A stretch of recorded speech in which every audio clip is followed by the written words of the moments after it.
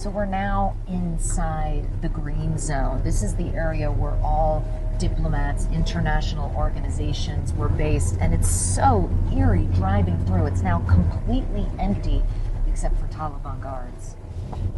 So just up here, these are the gates to the U.S. Embassy here in Kabul, and the Taliban guards are telling us that nobody has been in here since the U.S. left this embassy just days after the Taliban took power. So you can see through here, this appears to be sort of the first layer of security to get into the embassy, and now it's just completely abandoned. So essentially, as you saw there, that green zone has basically been completely abandoned, and that's part of the reason it's difficult for the U.S. to go about evacuating the roughly 100 Americans who remain on the ground, because there is no embassy, there is no American footprint here.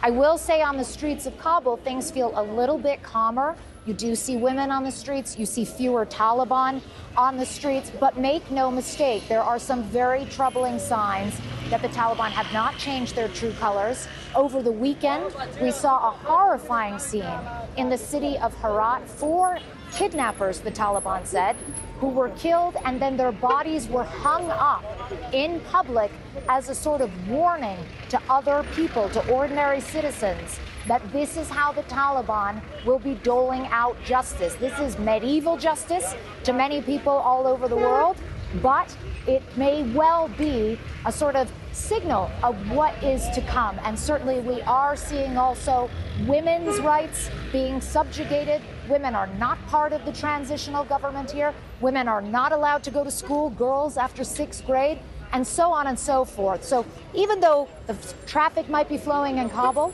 and I might be wearing a slightly looser headscarf, there is still a very high level of fear here on the ground that things are going to take an ominous turn. I have to say, Clarissa, that's the first thing I noticed, is you are wearing a looser headscarf now than in those tumultuous days when the Taliban was taking over. There's another example of the Taliban exerting its control over one of the universities there, correct? That's right. Essentially, the new chancellor, who is 34 years old and has very little experience in education, has said that women are essentially banned indefinitely, that women will not be allowed to either study in this university or teach at this university until, quote, the proper Islamic atmosphere is created. And that's sort of what they've said about girls going back to school as well. But we have heard this before from the Taliban. Back in the 90s, the same exact excuse was given, that girls and women could be educated once the sort of institutions had been prepared for their return, but it never happened. Now they say they want to try to deal with issues of transport, ensuring that women can get to school safely.